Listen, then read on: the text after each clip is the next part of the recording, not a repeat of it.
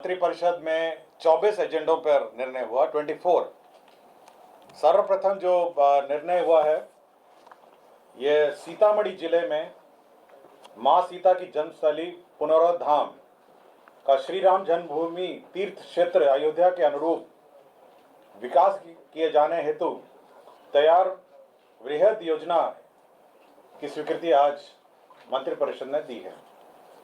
इसकी कुल लागत जो है 882 करोड़ 87 लाख है। 882 करोड़ का ये योजना है और यह मां सीता की जन्मस्थली पुनौरा धाम में सीतामढ़ी जिले में यह निर्माण कराया जाएगा। इस योजना के मुख्य जो घटक हैं, उसमें जो पुराना सीता मां का मंदिर है, उसका उन्नयन कार्य जो है वो 137 करोड़ है। टूरिज्म एवं टूरिज्म रिलेटेड इंफ्रास्ट्रक्चर जो है वह 728 करोड़ है और इसका 10 साल का मेंटेनेंस है वो 16 करोड़ है।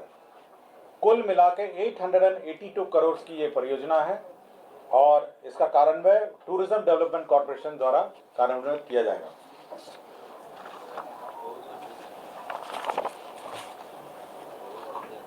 श्रम संसाधन विभाग का एक प्रस्ताव था जिसके तहत एक नई योजना की स्वीकृति दी गई है, जिसका नाम है मुख्यमंत्री प्रतिज्ञा योजना।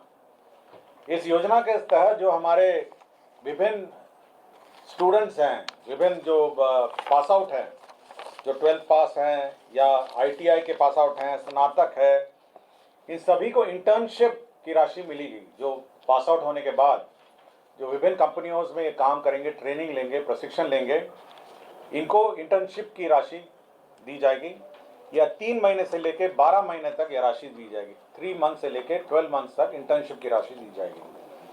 जो कौशल विकास कार्यक्रम के अंतर्गत जो 12th पास हैं, उनको इंटर्नशिप के रूप में 4,000 रुपये दिया जाएगा। ITI पास, डिप्लोमा पास को 5,000, स्नातक है, स्नातकोत्तर का मासिक इंटर्नशिप 6,000। अपने गृह जिला के अतिरिक्त किसी भी जिले में कार्य करने हेतु तो आजीविका सहयोग हेतु मासिक राशि 2,000 या अतिरिक्त ये 3 महीने तक का मिलेगा और राज्य से बाहर इंटर्नशिप हेतु 5,000 प्रति माह अतिरिक्त राशि प्रदान की जाएगी। तो ये सभी जो लाभुक हैं, ये DBT के माध्यम से भुगतान होगा। इसके लिए कमेटी बनाई गई है। ये विकास आयुक्त की अध्यक्षता में एक कमेटी टास्क फोर्स गठन किया गया है, जिसमें उद्योग के प्रतिनिधि भी हैं, CII, FICCI, BIA सब हैं। और ये इंटर्नशिप की राशि जो है, ये हमारे जो इंटर्न्स हैं उनको उनके खाते में सीधी दी जाएगी। कला एवं संस्कृति विभाग की एक नई योजना है, जिसके तहत बिहार राज्य के वरिष्ठ आर्थिक रूप से विपन्न कलाकारों को मासिक पेंशन की योजना अब यह योजना स्वीकृत की गई है। इसके तहत वर्ष 2025-26 में 1 करोड़ रुपए का प्रावधान किया गया है। इसके तहत जो है, ये वरिष्ठ कलाकारों को गरिमामयी जीवन जीने का अधिकार है और अपने जीवन का अधिकांश समय कला संस्कृति की सेवा में समर्पित ये लोग कर चुके हैं। अतः ये सरकार ने निर्णय लिया है, इन सभी उत्कृष्ट कलाकारों को 3,000 रुपये मासिक पेंशन की राशि यह दी जाएगी। इसके लिए कुछ गाइडलाइंस भी है। आयु सीमा कलाकार की युवा कम से कम 50 वर्ष या उससे अधिक होनी चाहिए। इनका आय का भी, इनकम का भी इनका लिमिट है कि 1,20,000 से अधिक नहीं होना चाहिए और अनुभव जिला, राज्य स्तर पर पारंपरिक, शास्त्रीय, चाक्षुष एवं प्रदर्शन कला क्षेत्र में न्यूनतम 10 वर्ष का सक्रिय योगदान होगा। तो ये कलाकारों के लिए बहुत महत्वपूर्ण आज योजना स्वीकृत की गई। कला संस्कृति विभाग का एक और आज नई योजना का इसमें स्वीकृत हुआ है। इसमें जो हमारे दुर्लभ कला हैं, समृद्ध संस्कृति विरासत, दुर्लभ एवं विलुप्त प्राय कला को संरक्षित करने का भी राज्य सरकार ने लिया है, जिसमें विलुप्त प्राय लोक गाथाएं हैं, विलुप्त प्राय लोक नाट्य हैं, विलुप्त प्राय लोक नृत्य हैं, विलुप्त प्राय लोक संगीत हैं और विलुप्त लोक प्राय वाद्य यंत्र हैं। तो सभी प्रकार के जो ये हैं हमारे जो विलुप्त प्राय कलाएं हैं, उसको संरक्षित करने के लिए 2 वर्षों का इन लोगों ने प्रशिक्षण कार्यक्रम भी रखा है और इसके तहत 1,11,60,000 रुपये इसके तहत वे होंगे। इसमें शास्त्रीय कला भी है और विलुप्त प्राय चित्रकला भी है। और इसमें गुरु को प्रोत्साहन राशि है 15,000, संगीतकार को है प्रोत्साहन राशि 7,500 और शिष्यों को प्रोत्साहन है 3,000 रुपये। तो जो भी हमारे विलुप्त प्राय हमारे जो कलाएं हैं उसको संरक्षित करने के लिए राज्य सरकार ने निर्णय लिया है और इसके लिए नई योजना स्वीकृत की गई है। नगर विकास विभाग ने हमारे जो इंडस्ट्रियल एरिया में जो निर्माण कार्य हैं उसके लिए बिल्डिंग बायलॉ में छूट दी है और रिलैक्सेशन दिया है। इसके तहत जो सेटबैक है बिल्डिंग का, इंडस्ट्रियल एरिया का बिल्डिंग का सेटबैक है, उसमें परिवर्तन किया गया है और एफएआर में भी इसमें परिवर्तन किया गया। पहले एफआईआर बहुत सीमित था, एफआईआर को संशोधित करते हुए एफआईआर को बढ़ाया गया है और सेटबैक में भी परिवर्तन किया गया है। इसमें एफआईआर में बहुत बड़ी राहत दी गई है। अभी एफआईआर में 3.5 for municipal and development area है और 5 for CBD and TOD area है।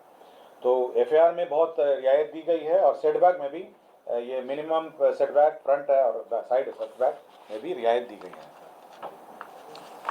पंचायती राज विभाग का आपको याद होगा कि राज्य सरकार ने एक घोषणा की थी, माननीय मुख्यमंत्री जी ने घोषणा की थी, जिसके तहत राज्य स्तरीय पंचायती राज संस्थाओं में ग्राम कचहरी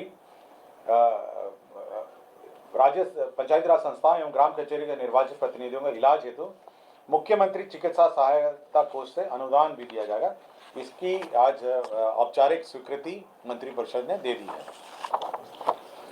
कृषि रोड मैप की योजनाएं आज स्वीकृत हुई हैं। इस पहला है केंद्र प्रायोजित प्रधानमंत्री राष्ट्रीय कृषि योजना के तहत मृदा स्वास्थ्य एवं उर्वरता योजना अंतर्गत अनुमंडलीय स्तरीय मिट्टी जांच प्रयोगशाला की स्थापना, जैव उर्वरक एवं कार्बनिक उर्वरक गुणवत्ता नियंत्रण प्रयोगशाला की स्थापना, इसकी आज स्वीकृति दी गई है। कृषि रोड मैप के अंतर्गत ही कृषिनोन्नति योजना के तहत सब मिशन ऑन एग्रीकल्चर एक्सटेंशन योजना, इसकी आज स्वीकृति दी गई है। आज केंद्र प्रायोजित योजना national mission on natural farming अंतर्गत इस योजना की स्वीकृति दी गई है और राज्य योजना कृषि रोड मैप के तहत मुख्यमंत्री गन्ना विकास कार्यक्रम के तहत 49 करोड़ की योजना स्वीकृत की गई है। राज्य में स्वास्थ्य विभाग द्वारा जो राज्य चिकित्सा महाविद्यालय नए नए बन रहे हैं और बहुत सारे बन गए हैं, उसमें स्वास्थ्य सुविधा उपलब्ध कराने हेतु शैक्षणिक पदों पर संविदा के आधार पर नियुक्ति का निर्णय लिया है। पर्यावरण जलवायु परिवर्तन विभाग द्वारा केंद्र प्रायोजित स्कीम के अंतर्गत राष्ट्रीय जलीय परिस्थितिकी तंत्र संरक्षण हेतु गोकुल जलाशय भोजपुर, इसका विकास का निर्णय लिया गया। इसके तहत 32,48,30,30,000 रुपये व्यय होंगे।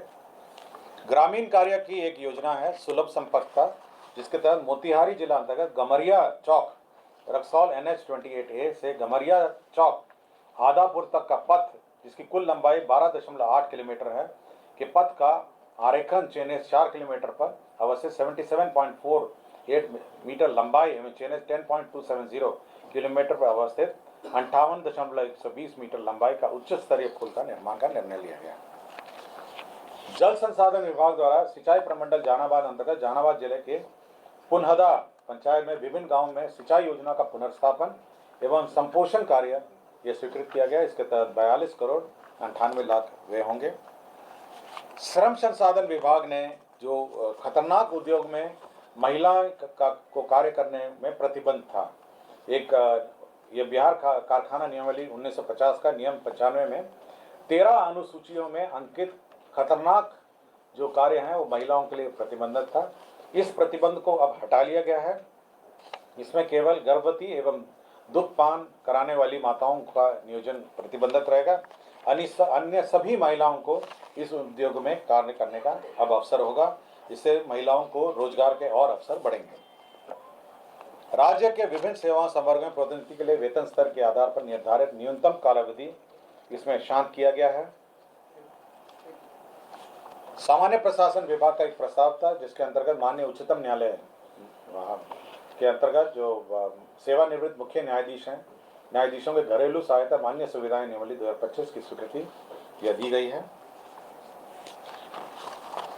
निर्वाचन विभाग ने आगामी विधानसभा के चुनाव में मतपत्रों का जो प्रिंटिंग है वे मिसेस सरस्वती प्रेस कोलकाता में करने का निर्णय लिया है। मंत्रिपरिषद ने संसदीय कार्य विभाग में जो विधानसभा के सभा सचिवालय में जो डायरेक्टर हैं राजीव कुमार निदेशक हैं, उनका नियोजन अवधि समाप्त हो रहा था, उसे 1 वर्ष और बढ़ाया है। गृह विभाग का श्री रमाकांत प्रसाद, सेवानिवृत्त अपर पुलिस अधीक्षक विशेष कार्य बल बिहार पटना, इनका भी कार्य अवधि 1 साल बढ़ाया है। जमीन स्थानांतरण के अररिया जिला अंतर्गत अंचल अररिया, मौजा, रामपुर, कोदरकट्टी में राजकीय चिकित्सा महाविद्यालय में अस्पताल बनाने का निर्णय लिया गया है।